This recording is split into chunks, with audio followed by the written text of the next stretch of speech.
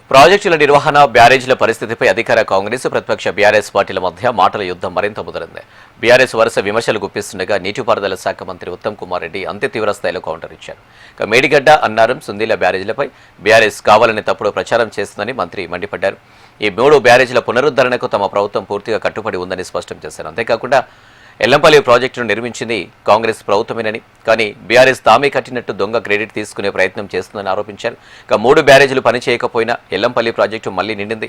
తాము నిర్మించిన ప్రాజెక్టులు దశాబ్దాలుగా చెక్కు చెదరకుండా ఉంటే బీఆర్ఎస్ కట్టిన ప్రాజెక్టులు కట్టిన కొద్ది రోజులకే కూలిపోతున్నాయి అంటూ సంచలన వ్యాఖ్యలు చేశారు. ఇటీవల జరిగిన ఎన్డీఎస్ఏ సమావేశంలోనూ కాళేశ్వరం పనితీరుపై పూర్తి వివరాలు అందించామని తెలిపారు. మీ అందరికీ తెలుసు, తెలంగాణ రాష్ట్రం మొత్తం గమనిస్తుంది.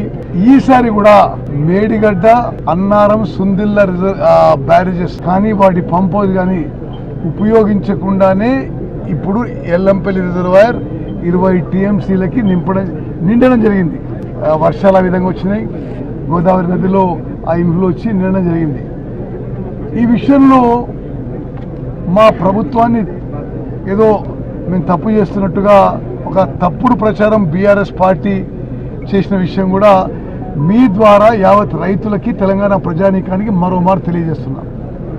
నిన్న కూడా కేంద్ర ప్రభుత్వం నేషనల్ డ్యామ్ సేఫ్టీ అథారిటీ, ఢిల్లీలో national dam safety authority, central water commission ఒక అత్యున్నతమైన టెక్నికల్ ఓవర్సైట్ కమిటీతో సమావేశమైనారు.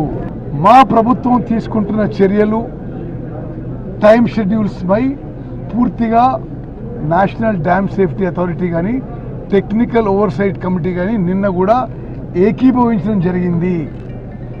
మేము ఆ 3 బ్యారేజెస్ కూడా ఒక సైంటిఫిక్గా, ఒక సిస్టమేటిక్గా టెస్టింగ్ చేసి, రీహాబిలిటేషన్ చేసి పునరుద్ధరణ పనులకి కట్టుబడి ఉన్నాము.